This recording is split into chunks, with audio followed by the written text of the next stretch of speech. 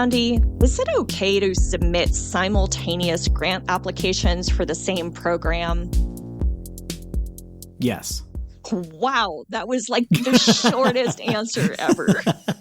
It's a speed round question. What's the next question? Let's move on. Would you like me to elaborate?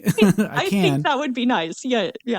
Yeah. So I think the answer is obviously yes. Like there's nothing that prevents you from submitting infinite grant applications for the same program, right? I think the reason the question's being asked is there's like sort of unwritten section of the question is like, is it ethical to take more money or to request more money than we need for a program? Like, is that a smart thing to do? Because if we get both of these, what do we do next? Do we have to go back to one of the grantors and said, oh, thanks, turns out we actually already have this money, right?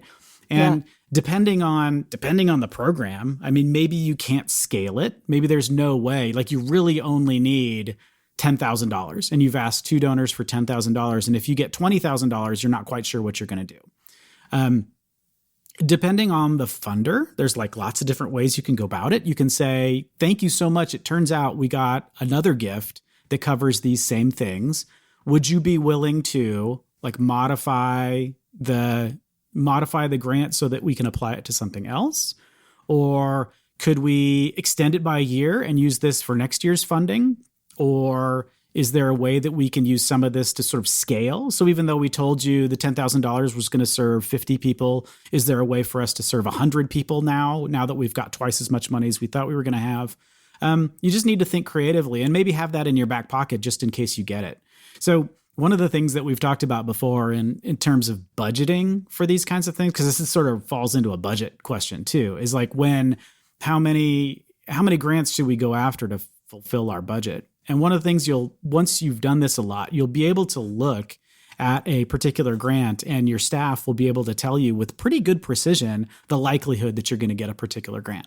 So they'll say, okay, we're going to go after this one. And whoever, the folks that are in charge of it will say, I think there's like a 50% chance of getting this grant. And they're usually right? If it's 50%, it's basically a coin flip. So if you're going after 2 grants and both of them have a 50% likelihood, you're probably going to get one of the 2 of them. That's just, and the longer you work, the better you get at guessing at that. And you can come up with a really good estimate that way. So if it's 2 at 100%, then you need to have in your back pocket already, like, how are we going to spend the other $10,000 or whatever we're asking for?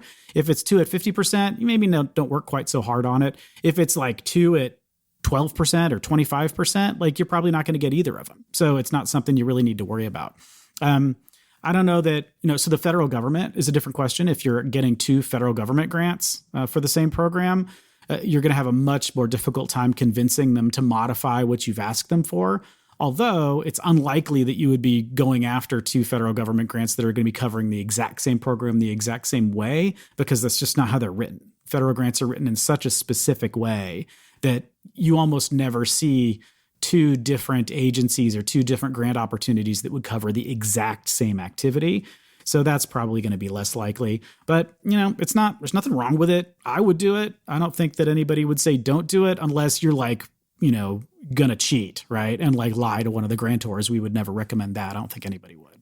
No. And I would add to this from a funder lens and a foundation lens, private foundation or private funder. When you look at a grant proposal and you see here's the program, here's, the total expense of our program or whatever the request is for, here's our program budget, and here's how we're going to fund this, and here's what portion of money, if you give us this grant is going to help fund this.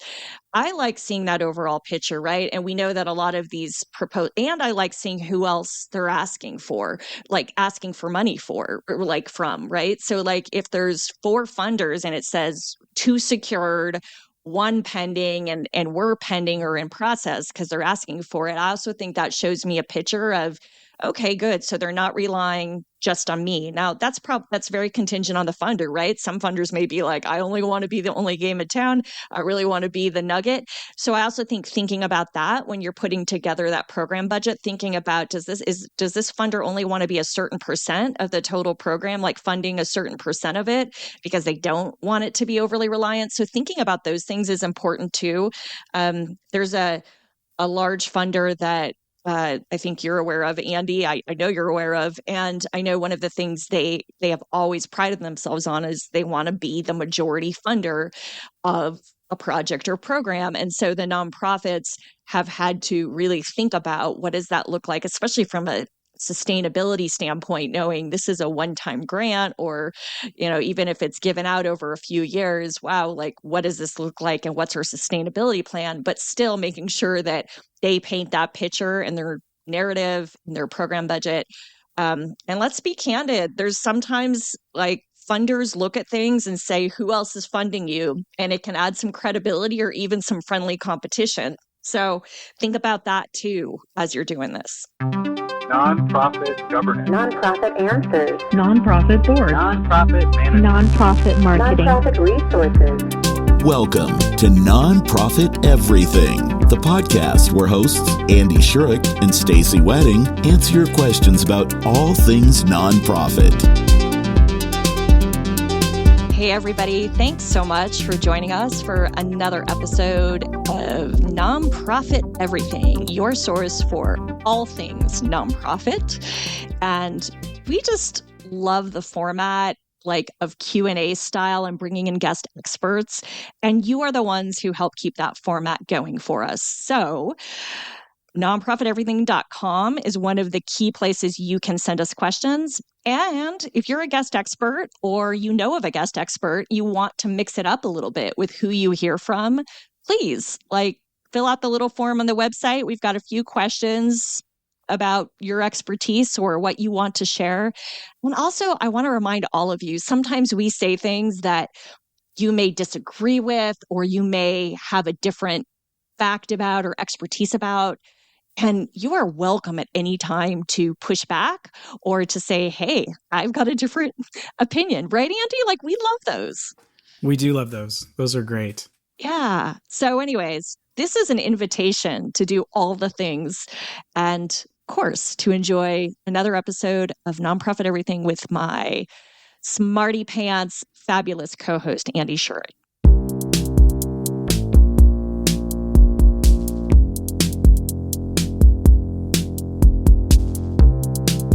Our organization recently hired its first finance manager who went through QuickBooks and sent me what he says are fundraising numbers going back to 2017. These numbers are significantly lower than all the financial and fundraising reports presented to the board over many years, which was before I worked at this nonprofit. From what I've been told, the prior finance staffer was a CPA and quite meticulous. I'd like to trust the numbers of the people before me, but I'm also concerned about this discrepancy. I have little finance experience, and I am wondering if there is an explanation for the conflicting numbers. Yeah, there might be. There probably is. It kind of depends on how big your organization is. If they've gotten audited financial statements, you can generally trust that audited financial statements are accurate.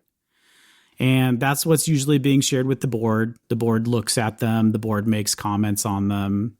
They've seen them. If you're too small for that, if this really is an organization that's just doing the 990N, you're doing it themselves, there may be a chance that numbers don't make sense. But if you said that the prior finance staffer was actually pretty meticulous, there's a good chance that things were done properly, and that as someone who doesn't understand finance super well, you just might not understand what they're looking at. Some of the areas of confusion that I've seen are how pledges are handled. So this is different between for-profits and nonprofits, the way pledges work. So if in a for-profit, you have what's called the matching principle, where if you have money coming in, the reason it's coming in is not because people just gave you money. It's because they're buying a product or service. And so you're trying to connect that revenue with the expense of the product and service. It's called the matching principle, where you're connecting those two things together. The money came in, it's attached to this product that I sold you. So the expense of buying the product is like linked in with the timing of that revenue. So those things are connected together. In a nonprofit, people are just giving you money for the hell of it. They're just like, here's a check, right? What's it for? It's for your mission. So you lose the sense of like, so what specific activity did that revenue fund? Does it happen at a later date? Did it already happen? Are you filling a hole? It gets really confusing. And so the IRS and actually FASB has just said, look, when someone says they're going to give you money, that's like a contract. Basically, if I give you a pledge and say, I'm going to give you $10,000 and I told you on this day, that's the day that money officially arrives in your system as revenue.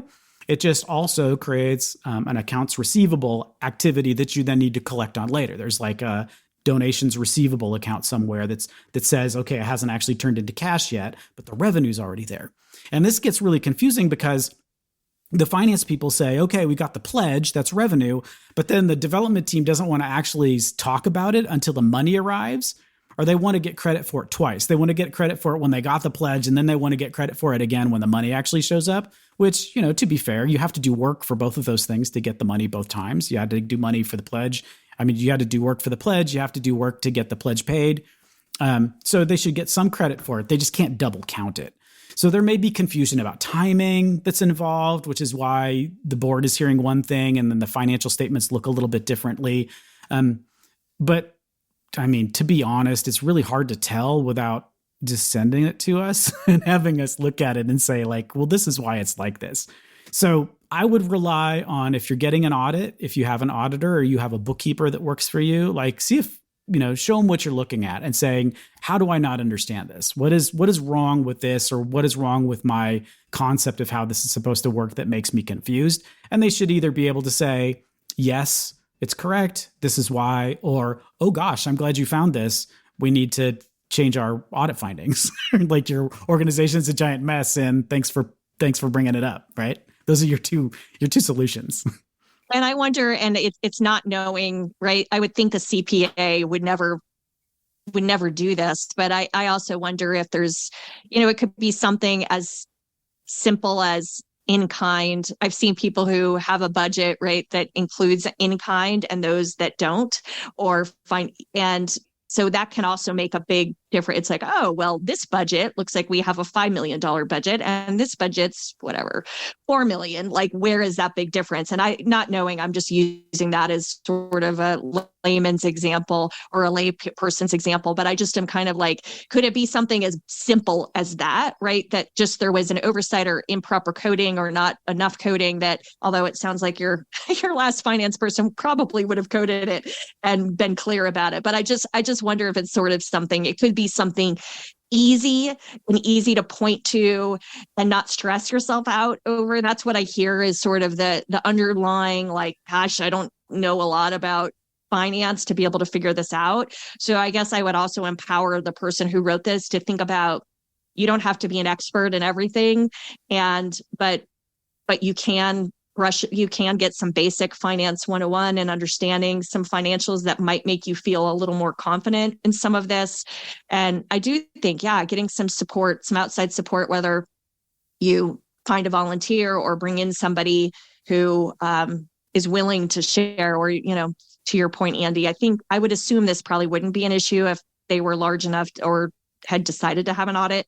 But it just feels like there's an opportunity to educate yourself a little bit so you feel a little confident in this, but also to try to get that expertise so you can rest at night, because it could be something really simple and really basic that just maybe as a non-finance person you're not asking or not seeing. Or you've just uncovered years and years of fraud. Well, and that's what I was trying to avoid, because I was like, let's hope that's not the case. That is the worst case scenario, right? It's better to know than not know. I do want to offer this, though. I do want to say this, and this is sort of a divergence. So I'm going to go take us off on a little side trail, Andy, with this question.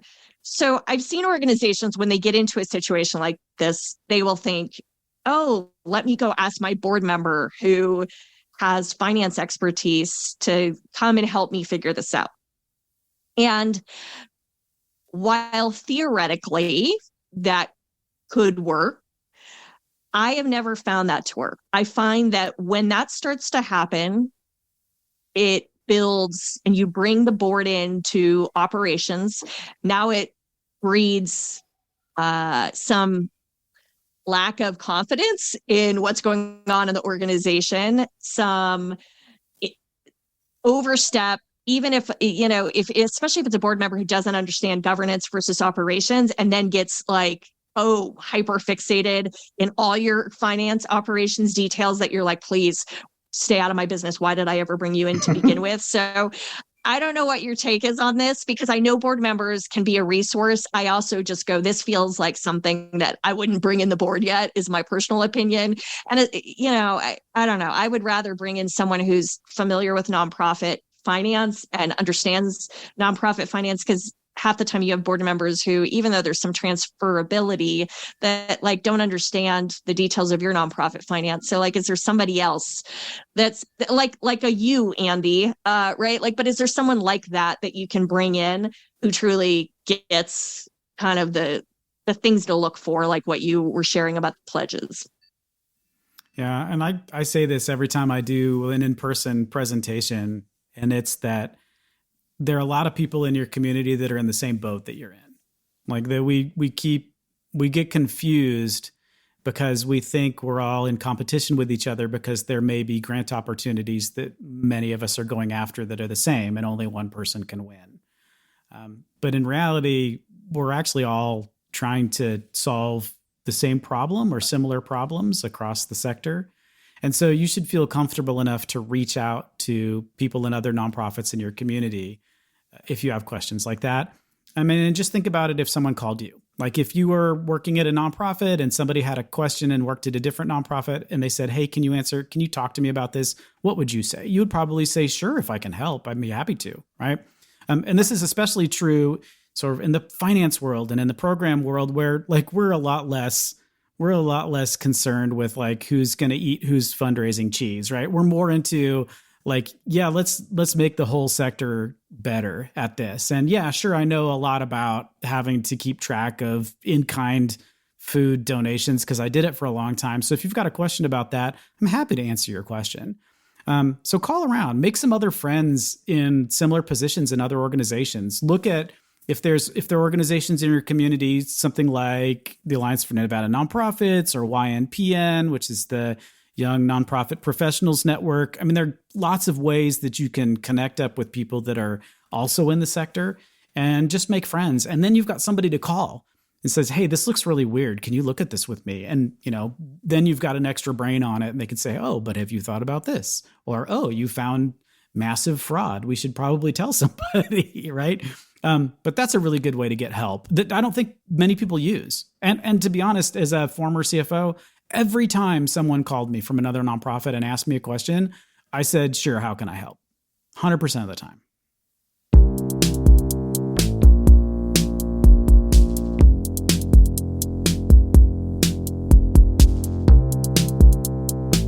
Here's a question for you, Andy.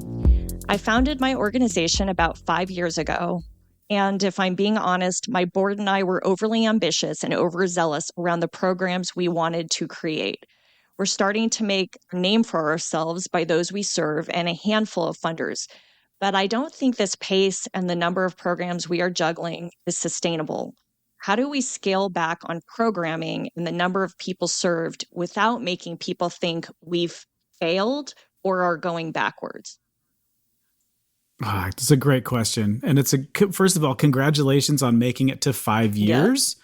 That is a huge nonprofit milestone. I don't know if you've realized that. So the vast majority of nonprofits that are founded do not make it to 5 years. They go away before that point because exactly what you're pointing out, they have bitten off way more than they could chew. They're excited about 10,000 things and they try to do all of them at once.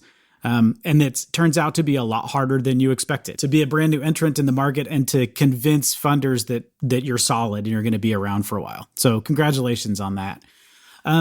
this is one of my favorite parts of sort of the nonprofit life cycle, which is the beginning of adolescence. So congratulations, you're only 5, but you're a teenager, right? You can be a tween. Things are changing.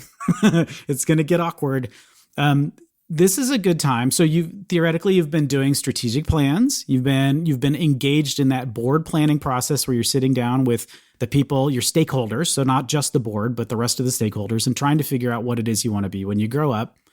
As you go through that process, you should be able to identify which programs are going to be your core mission-related programs and what things are probably not as important.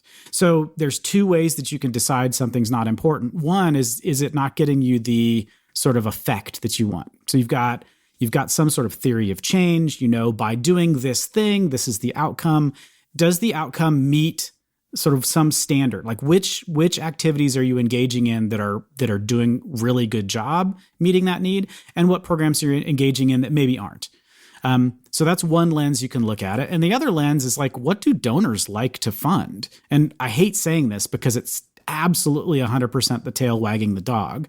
But there are cases in which you can get funding because you are in a particular program area. You're doing a certain thing that donors like. Donors are willing to give you money for that. And you use that to sort of drive the other potentially less popular programs.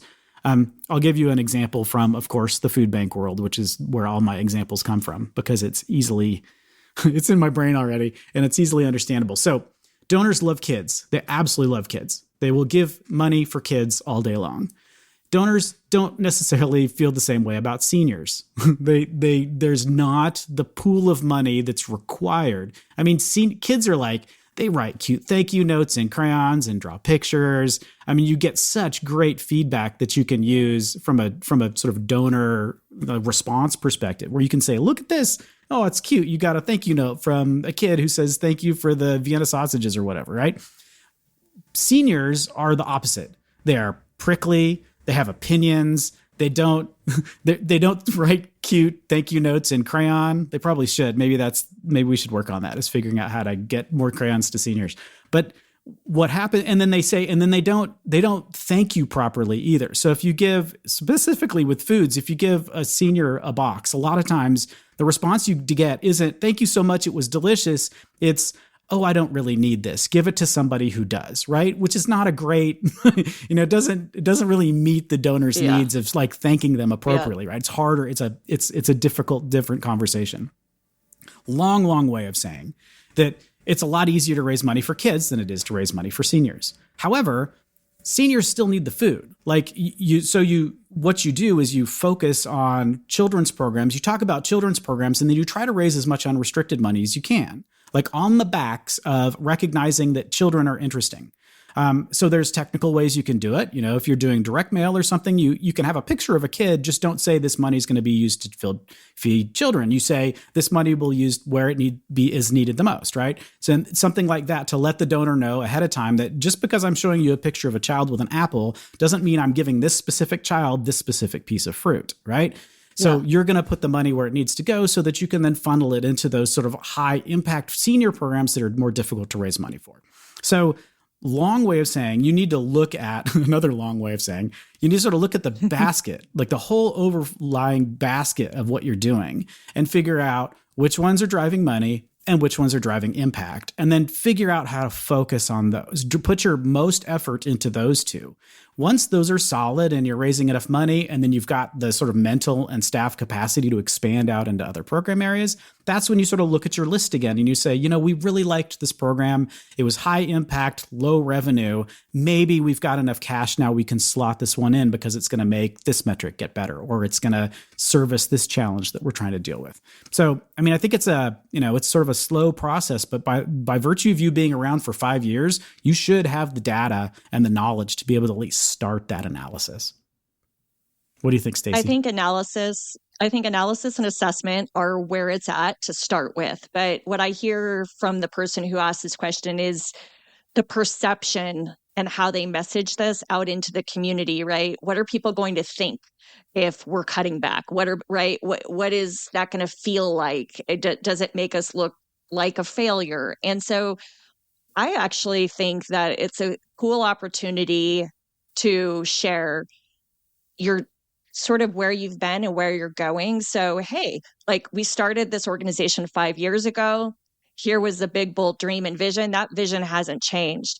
And we've tried several different things. Like we've done these different programs, we've done all of this, and we've been tracking data and telling it, just being really transparent about it. We've been tracking it. And we actually think our strengths, our capacity, our sort of what we represent is best served by putting more focus and energy into these two programs moving forward. We think we can go deeper with the impact or broader. There's a lot of, outliers or things that extend beyond just these programs that we want to build on. So rather than trying to be all things to all people, we're going to focus on the things we do best and do well based on the data and based on our own strengths as an organization. And we've also identified these other partners, if they exist, right? Here's 2 other partners or 3 other partners that we're really excited to help transition some of our other programs to, or that really we've found are doing really well on this spot. So I think the messaging becomes, it's less about we're cutting and more like we're a thoughtful organization that assesses regularly. We take that data and then we focus where we're going to have the furthest reach and impact, and it's going to be in this area. So it's more that story than it is we're cutting 3 programs. And like I said, if you have partners or you've identified others that you can refer this out to and you're comfortable, feel free to share that with people, right? Like, hey, we know that, like, we believe in collaboration. We believe that not all of us can be rock stars and everything. So here's what we're doing instead. So I actually think it's a great opportunity to share the story and it actually makes you look like a more thoughtful and more strategic organization than it does failure at all. I think piggybacking on that too, when you're in the nonprofit and you're focusing on this all the time, and I can see how that becomes something that you like a story you don't want to tell. Like we're serving 10,000 people. If we do this refocus, we're going to serve 7,000 people, right? I could guarantee you that the only people that are going to notice are people that are inside the organization. So when you're talking to donors, like donors don't remember. No. Like unless it's a major donor that's on the board that you're talking to over and over and over again about all these things, they've completely forgotten about you until you pop up in their memory again. And when you pop up in their memory, they don't remember that whole list of statistics about who you served last year. So some of this may just be an internal perception, like I feel like I'm not doing what I need to do. The external perception, I guarantee you, no one's going to notice. It's like they're not into it the way you are. Yeah. And so as long as you're comfortable with a refocus, saying the reason we're doing this is for long-term sustainability, it's for focusing our impact on the high impact programs. Like as long as you've got that in your mind and you can communicate that with those close people that know what's going on, I think you're going to be fine. I wouldn't be super concerned about this personally at all.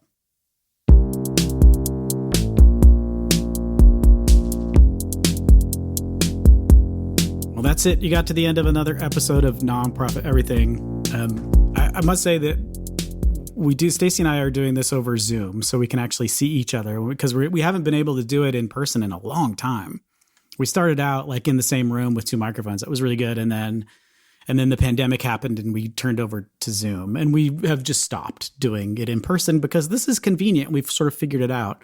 Only some technical difficulties sometimes. Which, by the way, are always on my end, everybody, just so you know. I didn't say that. Andy is the most patient human. He is the most patient human ever. I just want to say that. So I am not tech savvy, everyone. So Andy's my go-to guy for all things. And even when we record this, sorry, Andy, I just hijacked your intro, but our closing. But I do have to say this quick side note because it's like this thing where I'm a little embarrassed, right? Like there's some things, that stick in your brain, some that don't. For some reason, what doesn't stick in my brain are all the technical logistics of how I have to set up my system to make sure it records properly so that Andy has an easier job with editing. And so for some reason, whatever reason, this doesn't stick in my brain. But Andy is such a nice guy, and he never makes me feel bad. I do a number on myself. So I'm sorry, Andy, for all of that. There's my apology for the day. No, I think that's important to note that like your brain is not, it's not an infinite like filing system where everything that goes into it needs to be retrievable. Like you have to recognize that there's some things that you just don't have to remember because you can just ask. You absolutely don't need to remember it again. Like think of how much more brain space we have that we don't have filled up with people's phone numbers anymore. Because it used to be you would know everybody's phone number. And now I don't think anybody knows anybody's phone number. No. Like I know like maybe 3 phone numbers now. And I used to know like dozens, if not hundreds. Right. And so that now we've got brain space to keep track of what line on the 990 certain information goes on. Oh dear. Or clever things that we've heard executive directors say in board meetings that we want to repeat, things like that. So that's good. I think it's good that you don't necessarily remember all this stuff because why would you? You've got space to keep more important information in. I started out the Zoom thing because I just wanted to share, like now that it's way past anybody using these things, being required to use things like Zoom to have conversations. But I just did this recently and it has made my life so much better. I put googly eyes on my webcam. So now it's like a little guy up there like smiling at me. So I have made more eye contact with people when I'm on phone calls because there's this cute little googly eyes on my webcam. So try that. That's your random tip from Andy to close the podcast.